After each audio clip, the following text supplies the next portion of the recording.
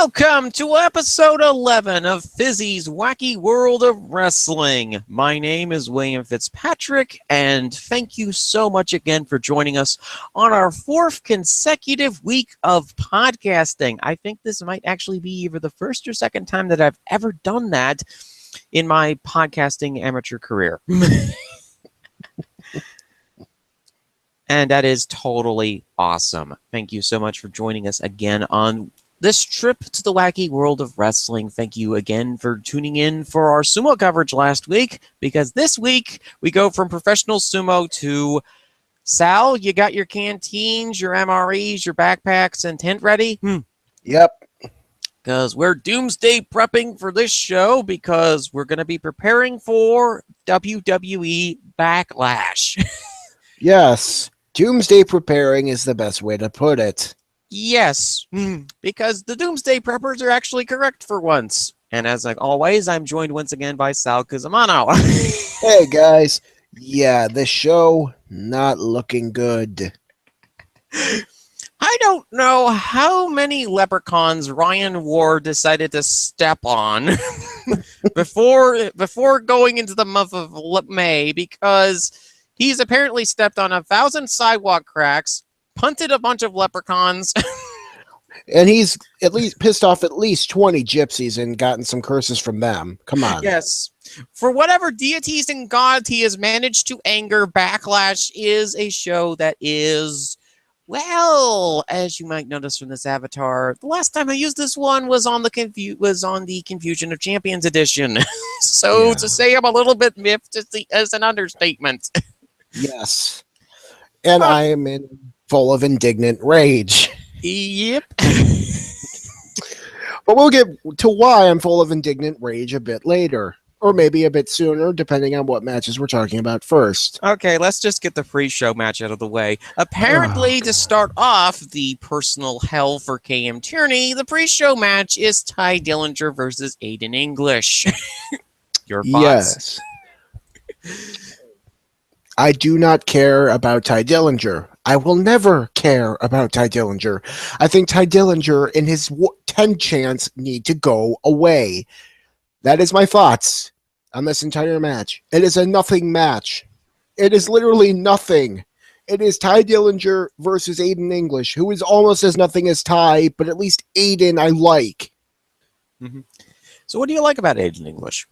He's not Ty Dillinger. And he's also got a really good singing voice. Honestly, he's not a bad singer, you know? I don't know. I kind of like him. He's nothing great, but I mean, good Lord. I'll like anyone that goes up against Ty. You could send a serial murderer up against Ty, and I'd probably root for the serial murderer. Huh, that made me think that the Ty Dillinger is going up against the Trix Fat Rabbit, because you said cereal. Yes. Hey, the Trix Rabbit might actually finally win a box of Trix for once. Silly rabbit. Tricks are for Ty. 10. Oh, good Lord, no. Thankfully, episode 10 was last week. We're on episode 11, dudes. Yep. So we don't need to worry about that. And let's see here. On our list of matches, there are only 8 of them, thankfully. Only 8 of them. And only 2 of them look appealing. Yep. Next up on the list of matches is going to be, well, we're having another blow-up of the Wyatt family again. Hooray. Harper versus Rowan. You know, I would have liked this a lot more if we actually got some real build to it during any of the time up to this pay-per-view. I don't think we've seen Luke Harper in like 2 weeks. Hell, maybe even longer. I guess his truck must have been broken down for those 2 weeks. Yeah, like I don't get it. It's like this could actually be a pretty decent story and a pretty decent match of, you know, Eric Rowan trying to defend the honor of the Wyatt family and get back at someone who left the family who wasn't supposed to leave in Luke Harper. Mm-hmm. Instead, It just feels random. I mean, if anything, I think Eric Rowan is kicking himself in the back because of the fact that, oh, yes, you left the deranged Viper on your homestead, and he found out where Sister Abigail was buried, and he burned the house. Yes. Honestly, like it isn't a bad idea for a match or a story. It's just been botched. Mm-hmm.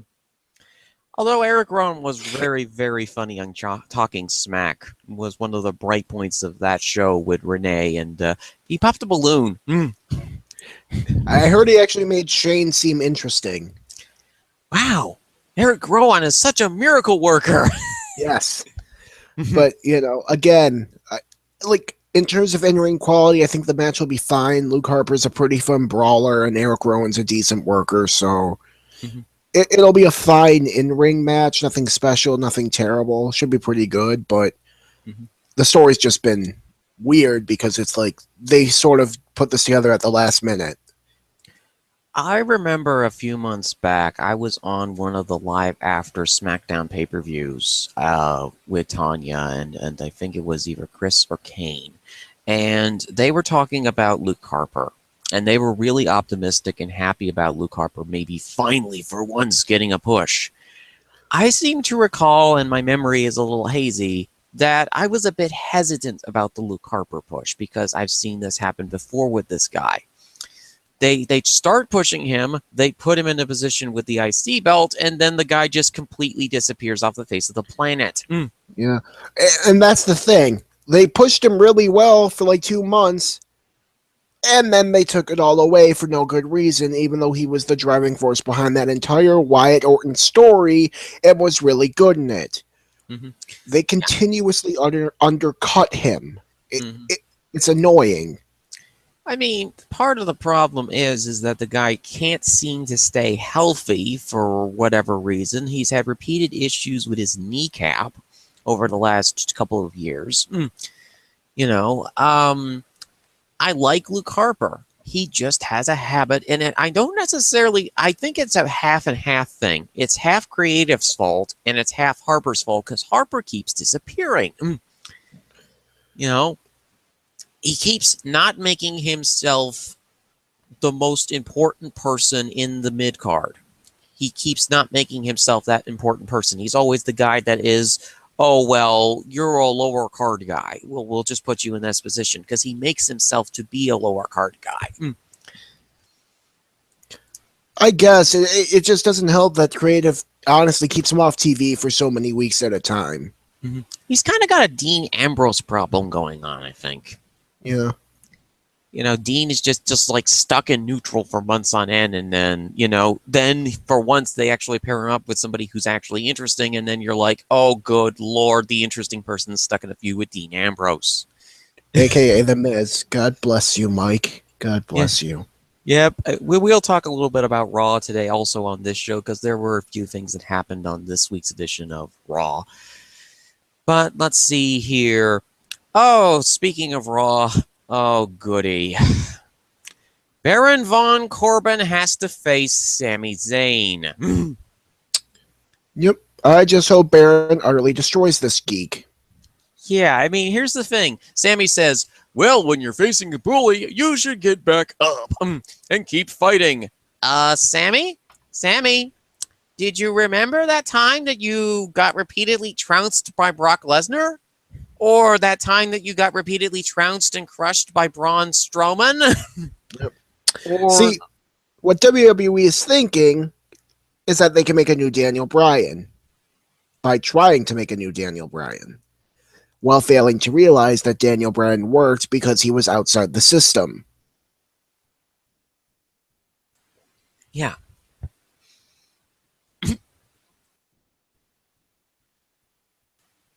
Yeah, I mean, honestly, it was, he works outside the system.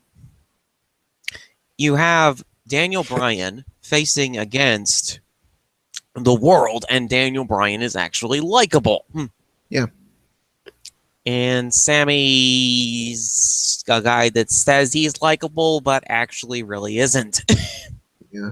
He can be likable at times, but other times not really. So... Oftentimes, he's often extremely aggravating. Yeah. He basically, he screams at the top of his lungs, I'm likable, and then he also, is near constant harassment of Kevin Owens. How dare you hurt that good working family man? Yeah, I mean, he harassed him to the point where I'm going, Why hasn't Kevin Owens filed a restraining order on this guy yet? Because Kevin Owens is a good and honorable man. He just beats you up and pop-up power bombs you onto the side of the ring. Yep. I mean, and oh god, Baron Corbin's going to have a really good match against Sami Zayn. Okay. Oh yes, that match will be fun. Important designation to note about my dislikement of Sami Zayn, folks. I have repeatedly said this before, but I'll say it again. I do not hate Sami, the ring worker.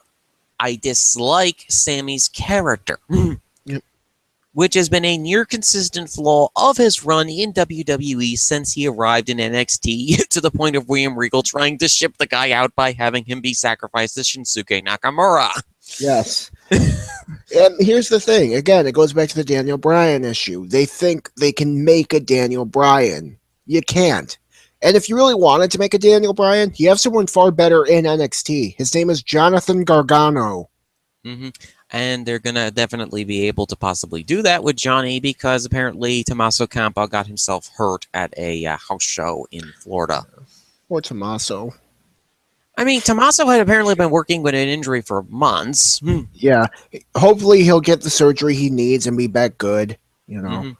Hopefully he'll come back psycho. Yeah.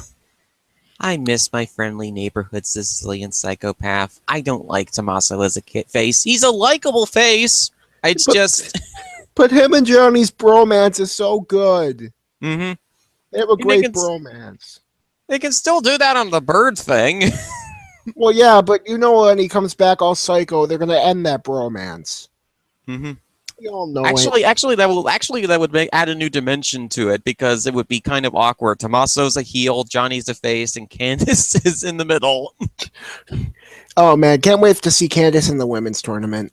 Oh yeah, she's definitely. I mean, that she was in the NXT Battle Royale match a few weeks back, so it's clear that Candice is going to be in the women's tournament at this point.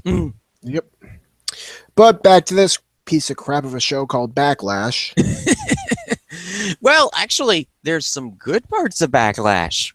Yes, there are. Ladies and gentlemen, boys and girls, children of all ages, we welcome you to the next match on this card, which is actually less of a match and more of a public execution. In this corner, the executioner victim, Dolph, I'm too old for this, Ziggler. And in the other side is the guillotine himself, Shinsuke Nakamura. Ah, yes, Shinsuke Nakamura. Oh, goodness. This feud has been interesting. Yes, I feel like they've been letting Dolph talk too much. Mm-hmm. Like, I know the idea is that they want to let him talk a lot so he gets utterly destroyed. Mm-hmm. Which is what should happen. Like, the whole entirety of this match should be bell rings. Shinsuke knees him in the face. 1, 2, 3, bell rings. Mm-hmm. That should be the entire match. If this match goes longer than 5 minutes, it has failed in its purpose. Yeah. Because Dolph Ziggler has become one of the most aggravating parts of SmackDown over the last several months. With his whole, I'm an old ring veteran. Yeah. I am the best there is. Yeah. Remember when he was Ziggler? Yeah. Remember when he had that awesome feud with Miz? That's because the Miz was there. Well, yes, of course. But my point being, good Lord, how hard has he fallen? Mm-hmm. Him being cranky ring veteran Dolph Ziggler does not work for him, because he basically has portrayed the cranky ring veteran character before. It didn't work. Yeah. Honestly, he doesn't work as a face. He doesn't work as a heel. What does he work as?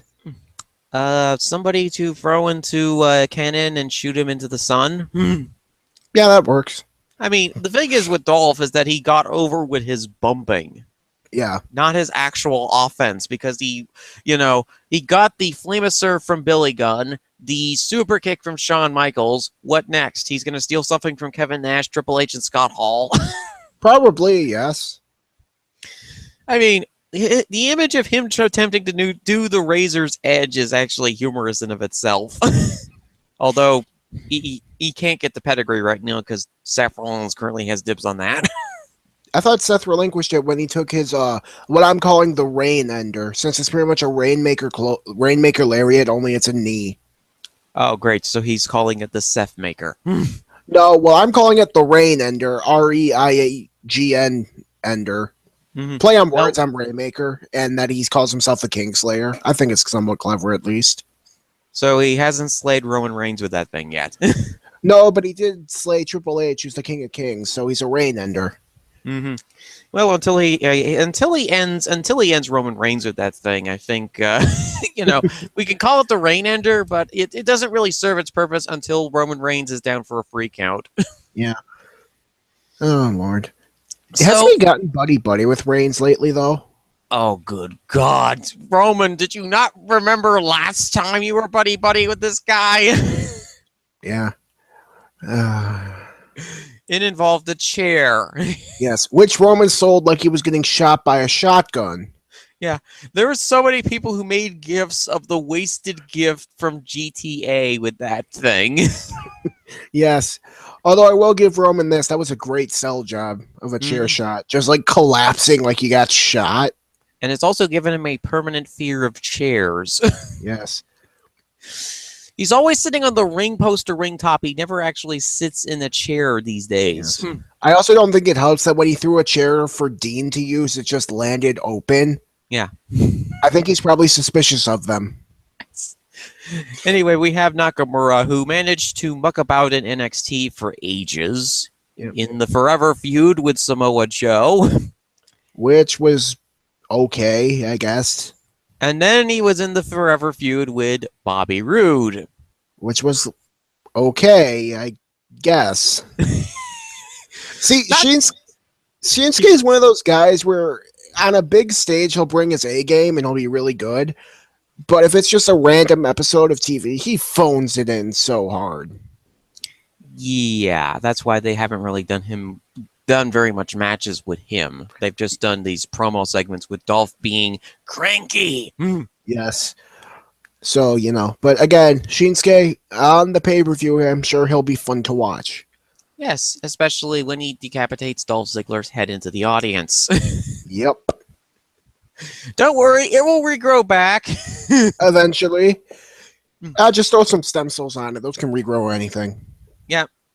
So while the ring crew is taking their 10-minute break to clean up all of the blood from the execution of Dolph Ziggler, we now have the welcoming committee to talk about. Yeah. I don't know how to feel about this match. I think this match will be fine, maybe, I guess. I don't know. I just don't know what to think. Like, I've heard rumors that Charlotte might not be turning face or staying face. I don't know. I have no idea what this match will do. Mm-hmm. I'm excited for this match for a couple reasons. I like the fact that we have Naomi in a 6-woman tag team. I think she would really do well in this situation. Charlotte has got a face style offense now than she had in the past. She can really be, I compare her a lot to Diesel. This big, scary looking individual who can just literally destroy you. And she's starting to move more and more away from the Flair aspects of her character and becoming more of her own person. It took her long enough. Oh, yeah. I mean, she basically was thrown into the deep end with NXT, then got pushed to the main roster a little bit too soon, and then ended up in this situation where she's now on Smackdown, where she's going to have to be one of the top ring workers along with Becky Lynch. Yes. And then there's the mystery of Becky, because Becky is a good face, but she's made it very apparent that she wants to be a heel. Yeah. Which, if they do turn her heel in this match, I will call, why in the hell did you not have her turn heel 2 weeks ago? Because they wanted to drag it out for suspense. But it doesn't make any sense in terms of the story, Fizzy. Yes, but we're talking about Ryan Ward and Brian James. At this point, most of their writing lately has not made a lot of sense, which is odd. What's happened to them this past month? Like, for those who don't know, Ryan Ward and Brian James, like, all up until this past month, their writing, for the most part, had been absolutely phenomenal. It had been some of the best. Like, you want to see some really good wrestling stories? Go watch the Smackdown in the fall of 2016. That was some great wrestling. And I have no idea what's happened. Like, this whole entire build for this month, it feels like they're stuck in a holding pattern. You would have thought with the superstar shakeup that they would have been able to adjust far better than they would have to it. Yeah, it's just been bad. Like, really bad.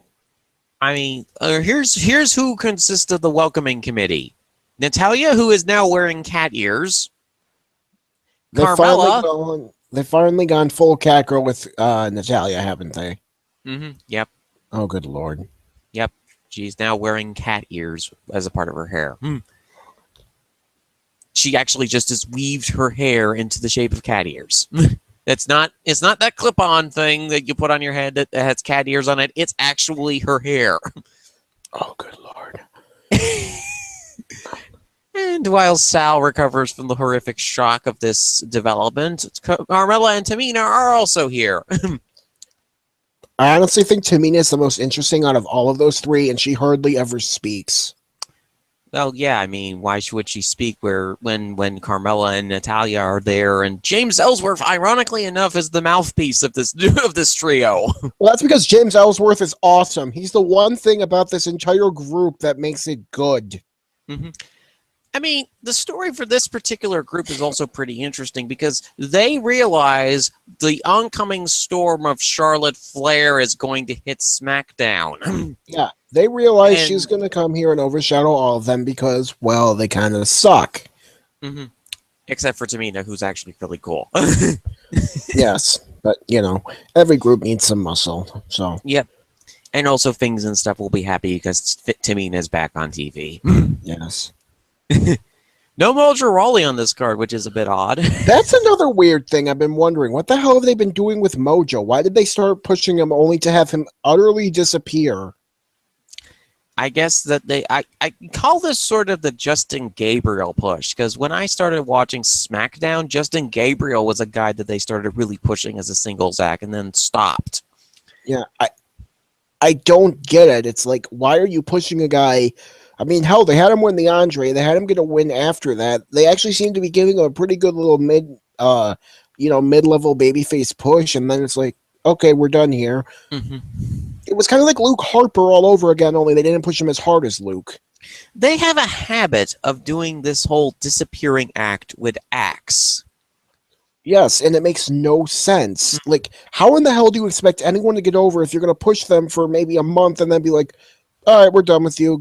Let's go to someone else. It's like they think that they're on a Memphis TV schedule where 1 week you have these guys and then next week you have a bunch of other different guys. And then the week after that, you have sort of a mix of the two groups from the two prior weeks. It doesn't make any sense because this is, as much as classic 80s as SmackDown has become, one of the drawbacks of a classic 80s style of booking is that your guys are not on TV every week. Yeah. And even then, I mean, it's one thing if you want to go Memphis and not have them wrestle every week so their matches seem special. That's one thing, like what they do with AJ. They don't have AJ Styles wrestle every week, so when he actually wrestles, it feels more special. That's fine. But they also keep AJ on every week so you don't forget about him. Yeah. Although AJ Styles is like king of all wrestlers, so it's kind of hard to forget about him. So we think that this 6-woman tag is going to be interesting, and we'll see what the fallout is going to be for this one. Is Charlotte staying heel? Is Becky Lynch finally going to become evil? And will Andrew M. Swift's Long Con theory be confirmed, or will it go the way of the other one? What was that other one, the Eric Rowan theory? The Wyatt Long Con, yeah. Ah, yes, the Wyatt Long Con. I was thinking you were going to go into that. You know that meme or gift about that one guy with the afro who says aliens? Yes. On the History Channel? Yes. That's the image that I have in my head right now. Honestly, I'll give Andrew this much, though. his idea for the Wyatt's Long Con, it was a hell of a lot better than what we actually got at WrestleMania. Mm-hmm. Oh yeah, certainly. I mean, but I think that at that point that just the steam had run out of that particular feud, and Wyatt was out of his element, and Randy was in his element. But we'll get to Randy later.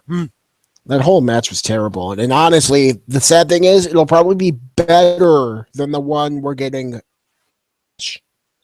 I mean, honestly, I actually liked the Wyatt Orton match, but that was because I needed something that was a bit of a traditional wrestling match after the other matches on the card. How was any of that traditional, Fizzy? They had a projector projecting bugs on the match. The wrestling was traditional. Traditional 1980s style wrestling. Okay, fair enough. You know, I completely ignored the projections for the most part because I was like, okay, oh, they're doing fancy light projections. Oh, Randy has a snake underneath him. No, he has a sperm underneath him.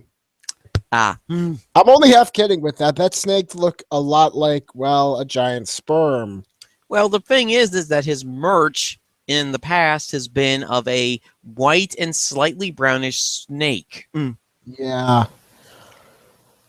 And his color palette has always been sort of military brown and then black or white.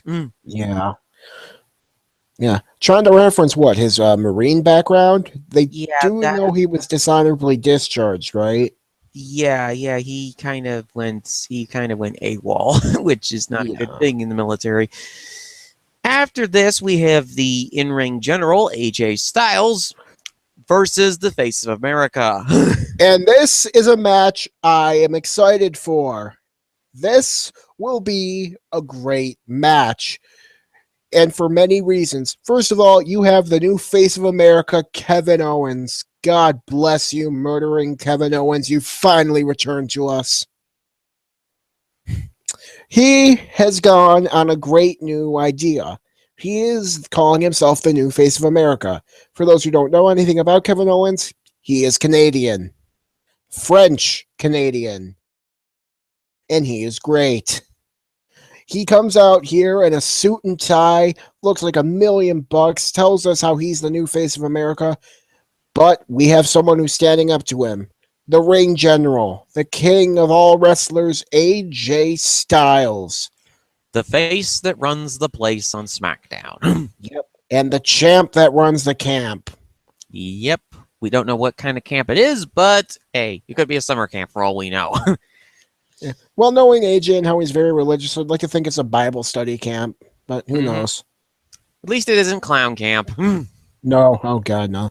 But yes, no, this match will be utterly amazing. Kevin Owens lately has been very good, and he can be a very good worker. AJ Styles, he is the greatest wrestler on the earth today. It will be such a fun match. Like, I'm talking, this is going to be a great match. I honestly think this is going to be a good match as well. I really have enjoyed the character work that Kevin Owens has done lately with his, new Face of America thing. He's clean shaven. He's got a suit. He's got a tie. And he's now wearing around patriotic gear. Yes. His new shirt looks amazing. It's his usual KO symbol, but with the American flag. Actually looks really nice. I wonder if they didn't get that idea when they did their 4th of July merch last year. Wouldn't surprise me. Because how patriotic in America WWE can get sometimes. America! Yes, we will reference this later. So, yeah, I do enjoy the work that AJ has done lately. I felt that the face turn was very natural for him to basically go, hey, I want to be on SmackDown. I want to be on the so-called face brand that people keep yelling about. And AJ is in a position right now where he can be in a really, really good United States Championship match. Yep. Honestly, the only downside to this whole situation is that, yes, we officially have realized my worst fears. We have gone back to the summer of 2015, where the WWE Championship means jack all and is in a pointless feud, and the United States Championship is the main belt. Although, honestly, I was very happy the United States Championship was actually the main belt for once. Oh yeah, no, I liked it back then. It's just the only downside to that was the only good thing during that time was the United States Championship. Smackdown has completely gone back to 2015 WWE. That was a dark time, Fizzy. Of course it was. I actually watched throughout that dark time. So did I. Good Lord, oh God, we've gone back, and yeah. We've gone back to the darkest timeline, haven't we? I don't think it's the absolute darkest timeline. I'd say early 90s WWE was darkest timeline. I enjoyed early 90 WWE. I enjoy it ironically, but even then. It had Yokozuna as the most dominant champion ever. Yeah. Well, I guess you could get some ironic enjoyment out of early 90s WWE. It was also the rise of Bret Hart, the rise of HBK. It was an era where actually some people that people liked ended up getting into prominent positions. Even though I'm not a big fan of Hart or HBK, I can understand why people would like them. Yeah, I guess 2015 really is the darkest timeline. Like, there's nothing to ironically like about that at all. I remember that was like the injury bug year. That was the year of... Was that the year of 21-1? Yes. Okay. That was the year that Undertaker lost to Brock. Okay. Or no, I think that was the year before he lost. Or was it? I can't even remember anymore. I think it was in 2014, I think. Yes. He lost in 2014, and that was the year when Brock was champion, I think, for part of it. Seth Rollins was champ for most of it. That's when we get into the darkest timelines, when Seth Rollins was champion. Yes, Seth Rollins' heel championship run in 2015 was one of the worst things ever. Like, I can't exaggerate this enough. You want to take the most annoying, whiny heel champ and turn it up to 11? There is Seth Rollins' 2015 championship run. It was shit.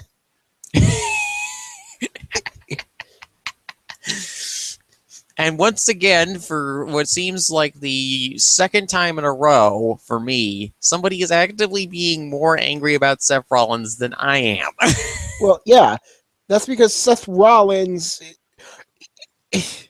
he's someone who I honestly see like potential in, but he doesn't understand how things are supposed to work. His fate, oh God, don't get me started. His selling is inconsistent. His ability to do promos is laughable at best and cringeworthy at worst. Yeah. His psychology is non-existent. And his out-of-ring behavior has gotten better, thankfully, because I think that he is on the proverbial last chance with the company if he majorly screws up again. Yeah. And they keep trying to they've tried doing some good stuff with him. I kind of liked his redemption arc. I just kind of feel like it was wasted on Seth Rollins. Yep. Like, there was a lot of good ideas. It's just you were using them on Seth Rollins. Yes. Whereas this is going to be, the one thing we can say about the recent Smackdowns, Owens has been one of the great stars of the show. Oh, of course, yes. That's because Kevin Owens, escaping that pit of misery known as Raw, has become great. Sadly, he escaped one pit of misery only to go to SmackDown when it was becoming a pit of misery. This is the funny thing is I remember ages ago I was going, okay, we've got two brands again, Raw and SmackDown. We're going to clearly have a situation where Vince and Triple H are going to turn the two fan bases against one another, which it has. And we're going to have a situation where Vince and Triple H are going to continue to manipulate these two brands. Raw's the evil brand. SmackDown is the good and heroic brand. Watch them fight. Yes. And I just sit here back in the corner eating a bag of peanuts and go, I'm just going to sit here in my neutral corner and go, you guys go ahead and fight it out. I'll just be waiting here in about 8 months to a year when you people suddenly realize that, oh, gee, SmackDown is just as bad as Raw on occasion. Yeah. Oh, good Lord, has SmackDown become just as bad as Raw? Hell, at least Raw had some good stuff. I mean, that some good stuff is gone now because Braun is injured. Mm-hmm.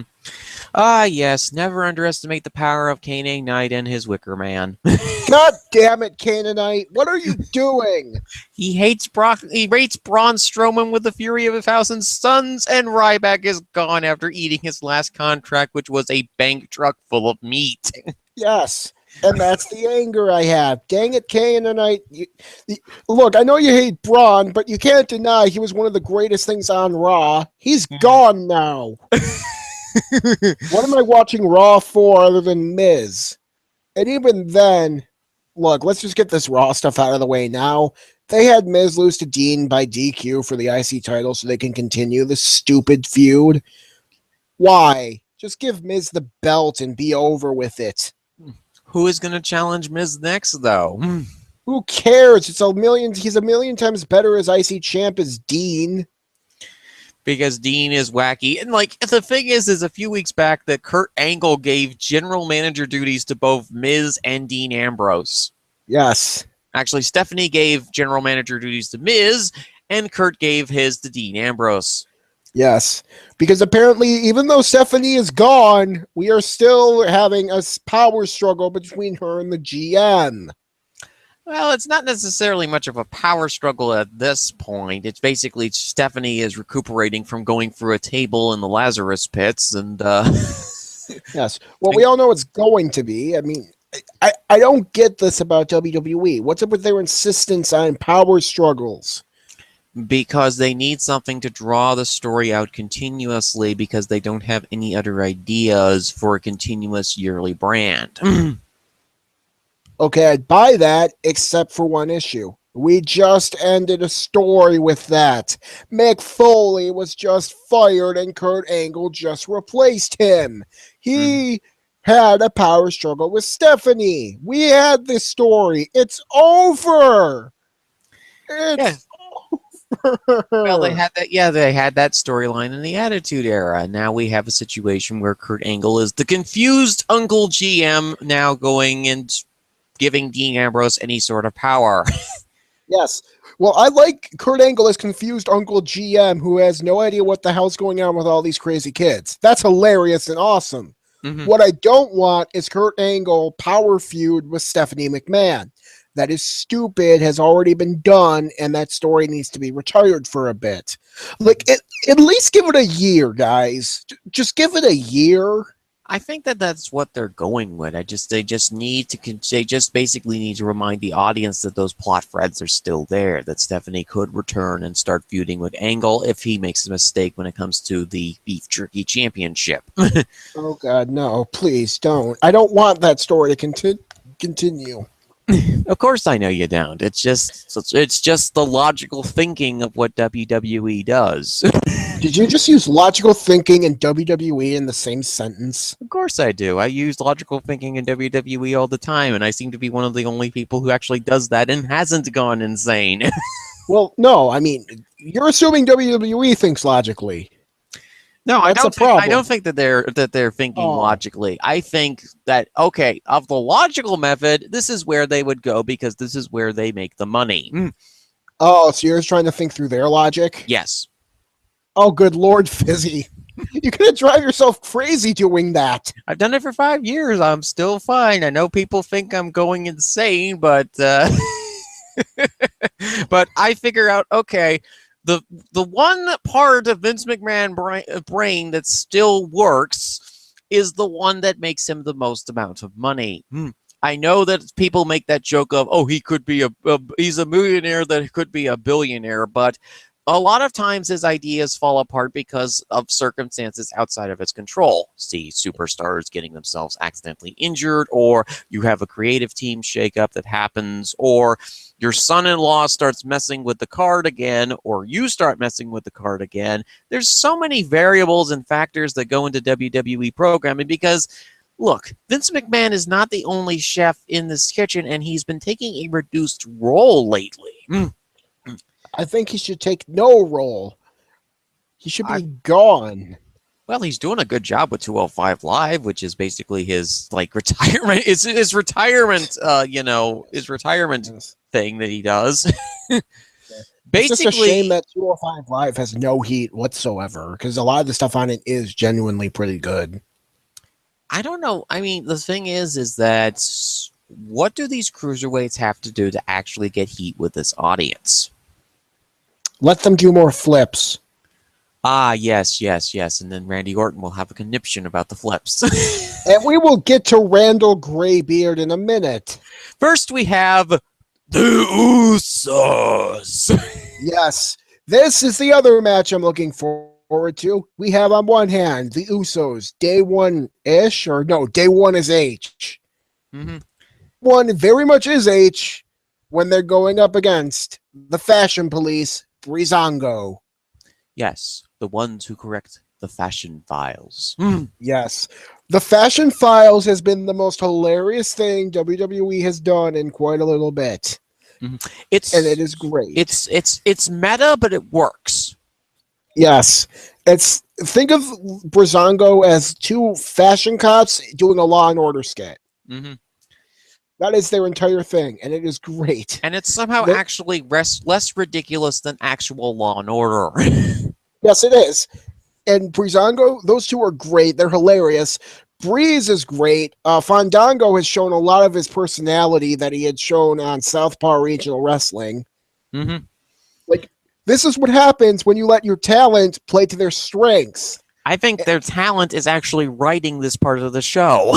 Yes. It lets me know this much, that Ward and Road Dogg haven't completely lost it yet. There's still something there. Honestly, I legitimately think that this is actually a segment that was written by the Usos, Breeze, on Fandango. If it is written by them, they all deserve a raise. Like, now. Because it has been hilariously entertaining. Breezango, they're both like pretty boys who are kind of stupid, but they're like good, earnest people. Mm-hmm. Like, the Fashion Police are actually the faces here. Yes. They're like comedy goofballs, but they're endearing and earnest, and I love them. Whereas the Usos have become some of the best heels on the roster.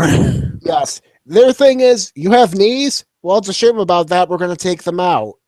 And thankfully, the Revival's on Raw, so we don't have to worry about gimmick infringement for now.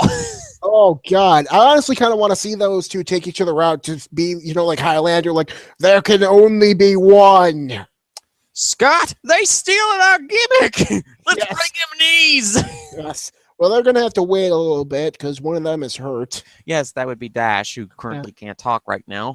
Yeah. Seriously, what's up with all the people I like on Raw getting injured? Do I need to worry about Miz next? He's fighting Dean Ambrose. Of course you should worry. Well, I mean, other than that, of course I'm worried about that. Honestly, why is Miz the jobber to the stars anyway? Back to some people I like. I don't even want to depress myself with that Raw stuff right now. Mm-hmm. So you have the Usos, who have apparently mastered the classic 80s style promo. Yes, which is, let us do all of the cocaine in this entire room. Like, if you've seen any of their promos, they look and sound like they're on cocaine. Like, I don't know if they are or not, or no, if they aren't. I hope they're not, but they are great. Like, they are amazing. Well, the thing you got to remember about the Usos is these guys are former football players. Yes. So they're basically doing football player style promos. You know how they hype themselves up and they start yelling and screaming at the top of their lungs? Yes. Combine that with their Samoan heritage, and if you know anything about Samoan wrestlers, they get really, really excited about destroying their opponents. Yes, they're also part of the great Anoa'i dynasty. Yep. And man, the Usos have turned themselves around. Yeah. Honestly, I wouldn't mind seeing a heel Roman on SmackDown with the Usos as the Samoan World Order. Yes, the the SMO, Samoan World Order. Yes. But yeah. Yes. But those guys have been great. This match should be a bunch of fun. Mm-hmm. It's just full of 4 characters I really like. I'm hoping Breezango wins because I love those two so much. Like, I know they won't. They probably won't, and that's going to sadden me, but, you know. Who knows? They might win him on the next pay-per-view. Yeah. Such ridiculous goofballs. They remind me a little bit of Heath Slater and Rhino, and they're like ridiculous earnestness. Mm-hmm. You know, so. They're sort of like what Sami Zayn wants to be, earnest and endearing. Yes, but instead Sami turns out to be extremely annoying and unlikable. Yeah. I kind of feel like Sami always kind of came across as like he read a book on how to be earnest and endearing without knowing how to actually do it. Mm-hmm. Yep. And now our main event of this particular Backlash show, which is the one that apparently Sal has been dreading all show long. Randy dives. Orton versus Jinder Curry Powder Mahal. Yeah. This entire feud has been annoying. I was willing to give it a chance. It has not been good. It is your standard angry foreigner gimmick. And I will give Jinder this much. He tried everything in his power to make it interesting. He stole the belt and took pictures with it in a cold open, which was great. That was probably the highlight of this entire angle. Other than that, this angle has just been atrocious and stupid. Honestly, like, I don't get why we're still doing the angry foreigner person gimmick in the year of our Lord 2017. Because we need to sell to India. Yes, let us sell to India by making Jinder the heel. Mm-hmm. And just redub it and have me a face in the foreign broadcast. Yes, of course. In addition to this, both of them are very boring wrestlers. For anyone who had seen Smackdown this past Tuesday, you saw AJ Styles, who is the greatest wrestler on earth today, who I call the king of all wrestlers because he truly is. Mm-hmm. He faced Jinder Mahal and had one of the most boring matches I had ever seen. Well, I guess the phenomenal hobo was distracted by a can of beans this week. It was so bad. It was boring. Like, aggressively boring. Like, I couldn't even believe how boring it was because it was an AJ Styles match. AJ tried everything, but you can only do so much. He didn't try to drop a kitchen sink on Jinder Mahal? Honestly, what he should have done is went back to Road Dogg, told him, no, you are not booking me in this match. Find me someone else. And done it like that. Mm-hmm. Other than that, there's nothing he could have done. Mm-hmm. And then we have Randall Orton. Randy.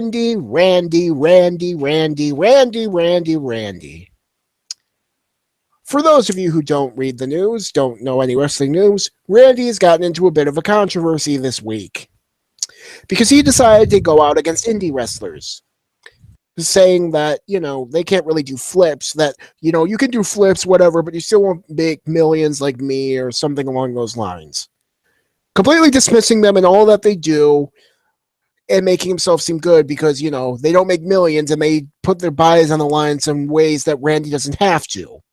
Here's the thing, Randall, as many others have already pointed out, just like Eric Bischoff. And side note, when Eric Bischoff has a good take and is pointing out why you're stupid and wrong, you done fucked up. Oh, no wonder pigs are flying in the sky are by my house today. Yes. Randy Orton acted like a completely dismissive asshole to these indie wrestlers who put their bodies on the line and do what they do because they have to. They have to make a name for themselves, because otherwise they won't get opportunities. Randy is a third-generation WWE superstar. He has to do jack shit. Randy Orton just needs to sit there and do a headlock, and that's it. He has the benefit of being in WWE, which is a virtual monopoly in the wrestling industry. It is the biggest. It has no direct competition in the United States. Honestly, the biggest competition to them is New Japan, and that's like maybe a fifth of the size at best. And I'm being very generous there. Mm-hmm. Randy doesn't need to do any of that. And for him to act, oh yeah, look at me, I'm so rich, I'm better than all of you losers who have to do dives. It's like, well, yeah, no crap, you're rich compared to them. You get to have that luxury because you are the son of Cowboy Bob Orton. You're a third-generation superstar in a company that praises and promotes nepotism. Ironic, given the fact that Bob Orton was actually a jobber for the most part in WWF. Yeah, but Randy gets to be like that. Mhm. And just to top all this off, he's going to have a terrible match with Jinder Mahal. This match will be oh so bad. Like Jinder, he's a decent promo, but he cannot wrestle good, and Randy is boring. Have you seen a Randy Orton match lately? He is utterly boring. That made me think of that old Ford advertisement. Have you driven a Ford lately? Randy is a Ford. Yes. And now I probably have just angered a bunch of Ford truck owners, but regardless. Well, a lot of people in Michigan, if they hear that, you might want to run, Fizzy. Ford's a big deal around here. So anyway, Jinder Mahal is an interesting case. I've been on the bandwagon of fans of Jinder Mahal since I started watching SmackDown when he was on the brand back in, 2011? Something like that, yeah. Yeah. So I've always liked the guy. I knew that he was basically going to be a lower card, mid card guy. But, hey, this guy controls the Great Khali. He's got something going for him. He has a neat hat. Yes. I'm one of those people who actually likes looking at other cultures and like seeing what is different about these cultures. What is their food like? I was raised on travel guides when I was homeschooled. So I saw all these cool little places, all of these, locales. I got to see later on in the years. I have watched No Reservations, the show that Anthony Bourdain did, So for me, the foreign wrestling heel doesn't necessarily really work because I actually think that the foreign wrestling heel is actually the face in most of those situations, 9 times out of 10. Yep. And that's the main issue here. They want us to boo him because, hey, he's brown. He's not from America. Randy Orton is brown and is tanner than a rattlesnake, okay? Yeah. Yes. Well, that's the WWE's thinking. Well, it's like, look at this brown person. He's not from here. He's a devious foreigner. Hell, they tried to get him heat by using a freaking quote from Mahatma Gandhi. Okay, a Gandhi quote, and Mahal is not from Gandhi's province. Yes. Well, their idea was that I'm going to quote something from Gandhi in Punjab, I think he said, or was it one of the other languages? I can't remember. And then he said it. Then he said it in English. Thankfully, hardly anyone booed that. And I was thinking, why did you think people were going to boo a Mahatma Gandhi quote? People like Gandhi. He's honestly pretty well liked and studied over here as one of the inspirations for Dr. King and his nonviolent activism. Sure. And also part of that, look, if people will sit around and watch a 4-hour-long film. Yeah. That was released in 1983 about his life, then yeah, this is not the way to get heel heat on Mahal. Yes, this is not. You are not going to make him a bad guy by having him say a quote from Gandhi. I think even Mahal realized how ridiculous that was. Yes, I'm sure he did too. This makes no sense. Does Vince seriously think people don't like Gandhi? Is he that dense? Are the writers that dense as well that they realize that, oh, hey, I can understand it because James is from Tennessee, but, okay. Yeah, seriously, we're fond of Gandhi here in the States. Yes. Everyone I've talked to, we've all seemed to be pretty fond of Gandhi. People generally have nice things to say about the man who used very effective nonviolent resistance to help overthrow the British imperial rule of India.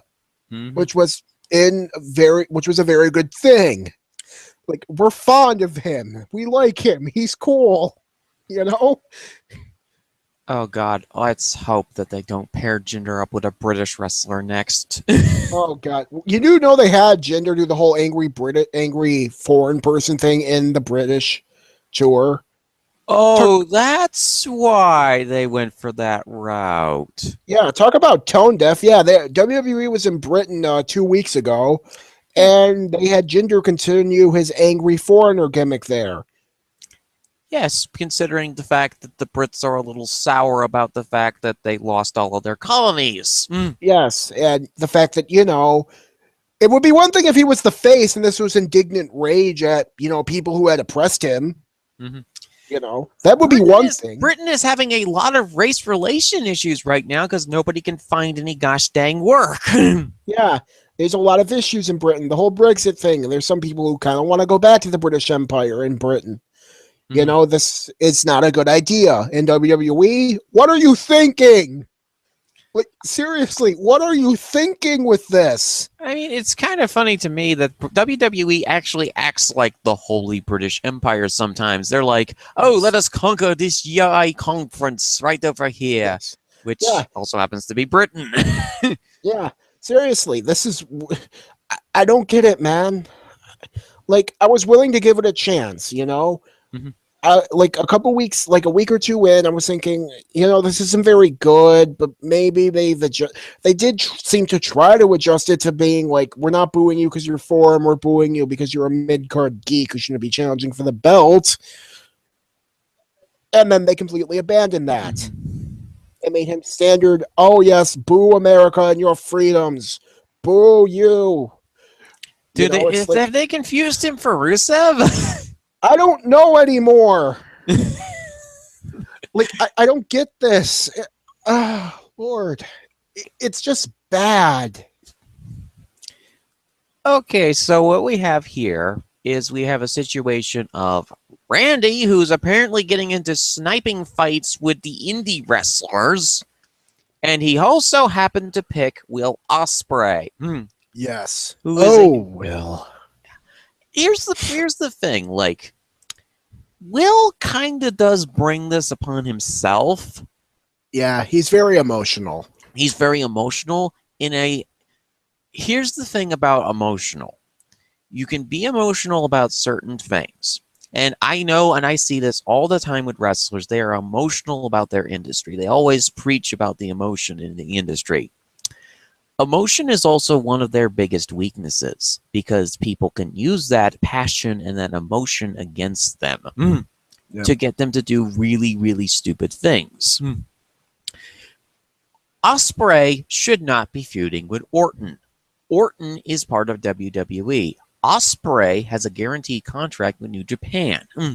Yeah. And I understand whole interpromotional feuds and whatnot. New Japan does not have an interpromotional relationship with WWE right now. Why the heck are you commenting on this? Yeah. Probably because he was very angry, and that is Will. He doesn't really think. He's like, ask Vid or anyone else on the board, they'll tell you he responds to this stuff quickly because he's passionate about it. Yes, but shouldn't he be passionate about the fact about getting himself healthy? Because the other half of the coin is Will is 23 years old. He already has severe back problems from all the spots he does. Yeah. I honestly liked Ricochet's response the most. He said wrestling should be for everybody.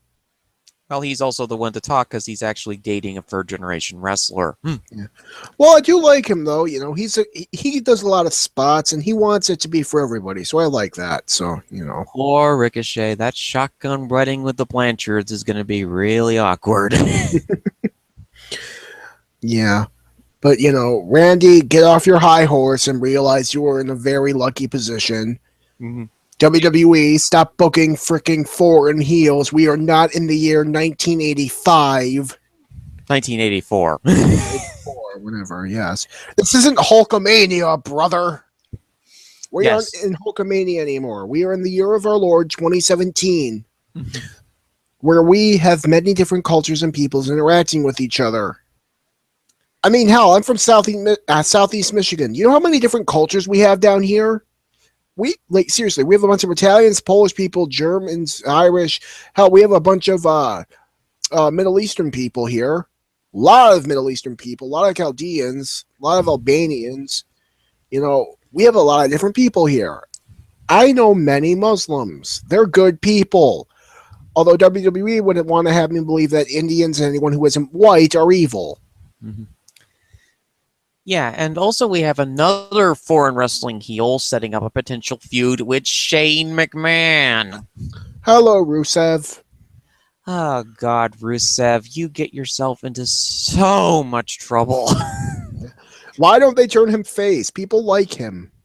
I mean, a few people. I've considered Rusev as a face for the most part, except for his interactions with Lana, which was to the point of domestic abuse. Yeah. Although Lana, well, no, I won't even. She doesn't deserve domestic abuse, and that domestic abuse stuff in the storyline was stupid. Yeah. But CJ, the person, is not a very good person. Mm-hmm. Hey, CJ, Lana, if you ever happen to hear this, I want you to know, screw you for what you said about Stella.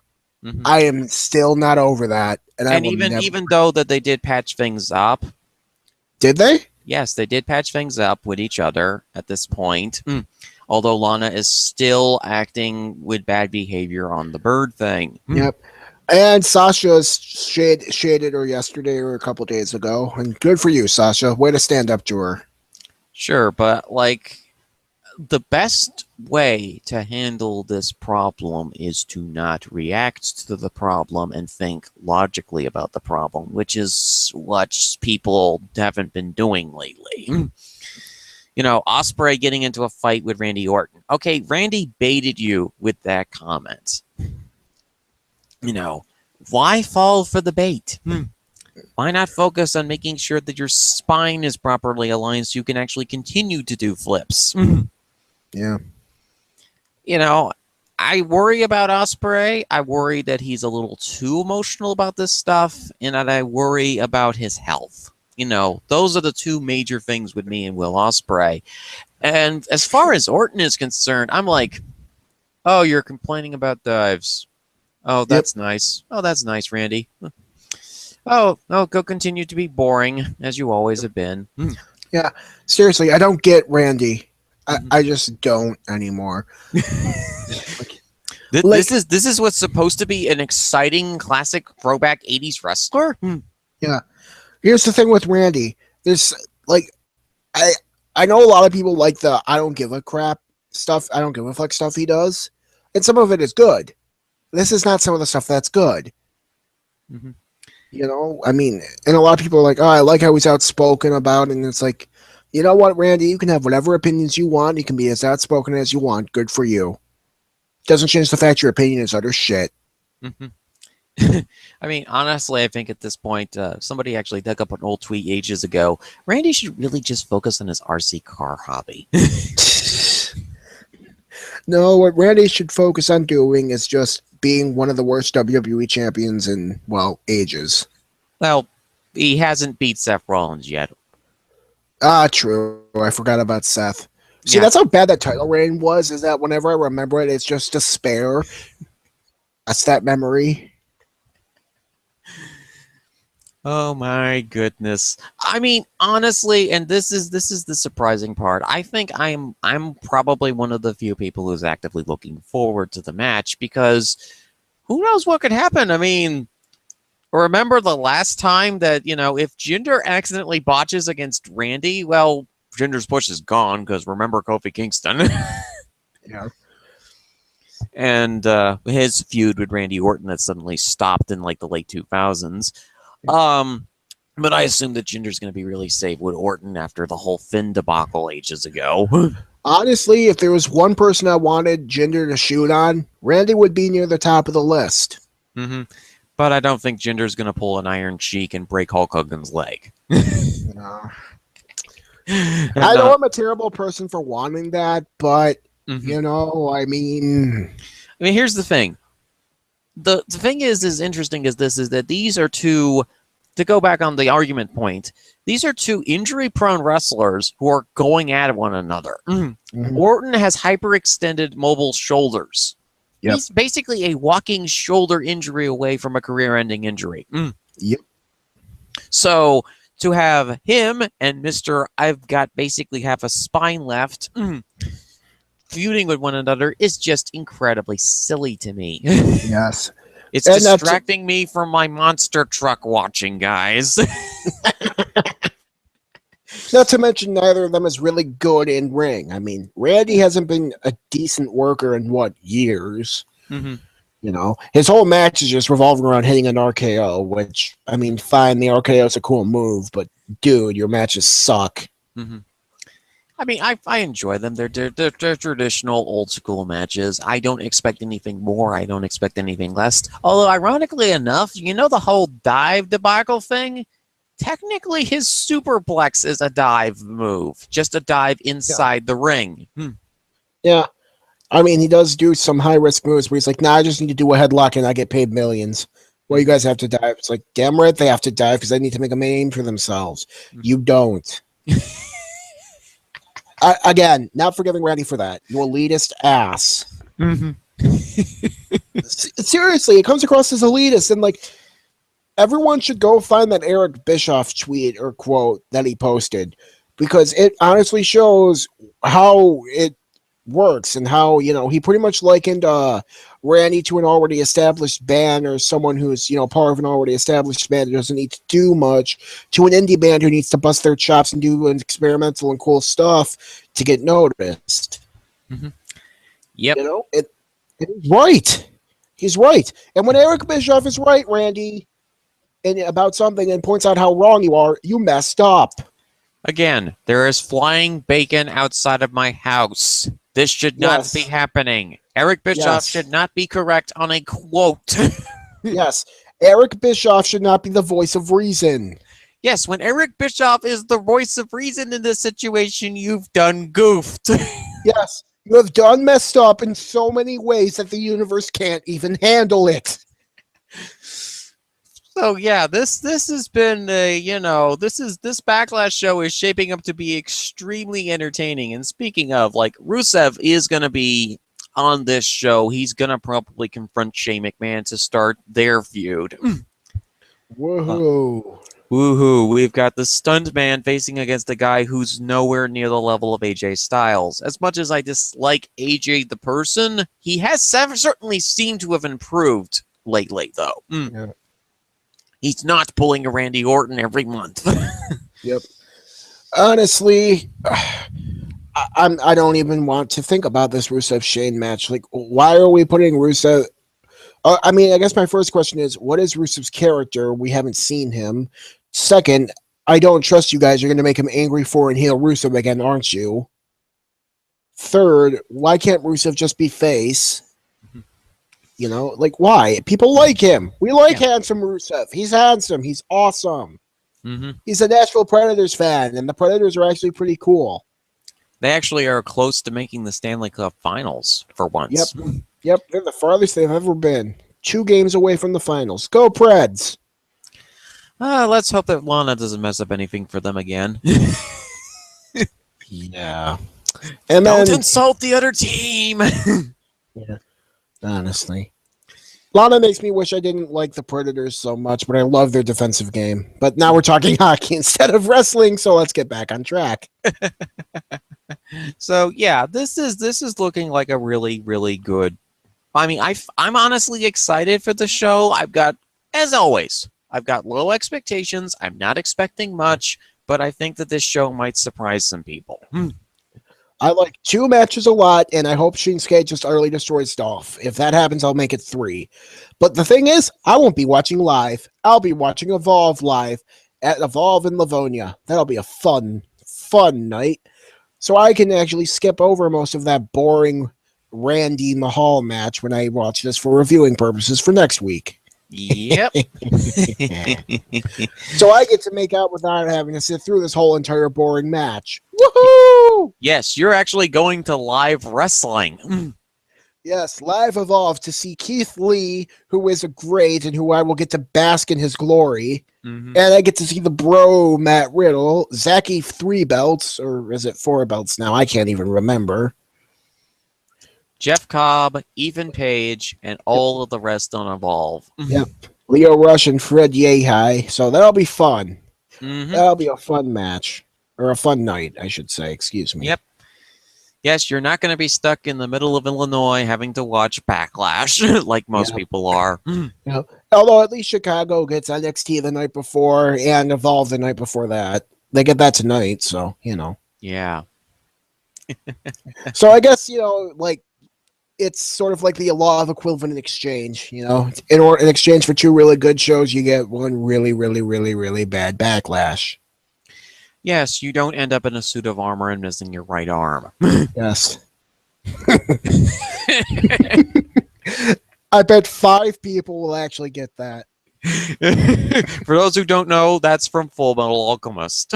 Yes. Wait, Full Metal Alchemist or Brotherhood? Which one are we referencing specifically? Well, it happened in both shows. Well, no, I know, but I know. If we're choosing, we're going to go with Brotherhood because the original was not as good. Yep. Yeah.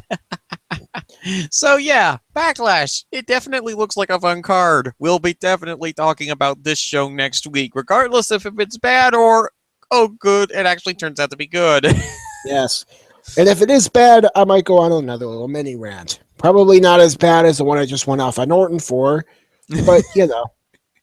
But we had a reasonable, rational conversation about Randy Orton and his propensity for dives. Yes. There's a hatred of dives and people who have to work hard for a living. Also mimes. Yes, and mimes. Those damn creepy bastards. So anyway, next week we'll have the fallout from Backlash. A minor update on the Sumo Basho show from last week. The current leaders are Haku Ho and Hamura Fuji at 6-0. Yep. On day 6, Takayatsu lost his first match. He is now currently at 5-1. And needs 5 wins to become the next Ozeki. Yes. He needs 5 more wins to get the next Ozeki rank. Onosho and Deisha Maru are ranked at Megashira 13 and 14, are also tied with him at 5-1. Yep. And Kisano Sato has been looking hurt, but is still at 4-2 through more or less sheer force of will, really. Mm-hmm. Yep. And Kakayuru has pulled out of the Basho because of an ankle injury. Yep. So we have 2 Yokozuna that are undefeated. One has pulled out. The other is 4-2 and is pretty much staying in there through sheer force of will. Mm-hmm. And so we will cover the remainder of that Basho on next week's show. And, I just realized something. This Backlash show actually has a sponsor. Yes. You want to know what it's sponsored by? Enlighten us. Rocket League. Wait, are you talking about that online game? Yes, the video game. Rocket League. That game's like 2 years old. I mean, it's a fun game, but WWE, why are you getting in on this so late? Mm-hmm. I think it's because of the fact that they began distributing a physical retail version for the PS4 and Xbox One in 2016. Even still, that's like a year late, guys. Mm-hmm. Although this doesn't fully epitomize WWE perfectly. Always late to catch a trend. Mm-hmm. So Rocket League is the sponsor. The poster is Shinsei Nakamura tripping over something. Probably one of those little rocket cars. Yes. Oh my goodness. Well, I guess this has been episode 11 of Fizzy's Wacky World of Wrestling. Thank you so much for tuning in once again. This is the first full month that I have done a group of shows, I believe either ever or once or twice. I still can't remember, but this is going to be a very, very entertaining Backlash, regardless of if it's horrible or really good, as we said before. Next week, Backlash, more sumo talk, and whatever else crazy happens in the world of professional wrestling this next week or so. But for now, my name is William Fitzpatrick. You can follow me on Twitter at Fitzpatrick14. I will provide updates on the shows that are posted. I will also provide a fan post on the CSS fan post section page. And this is Sal Cusimano. See you guys. Yep. You can follow him at Kuzmanos_Sal. Yep. Have a good day, folks. See ya.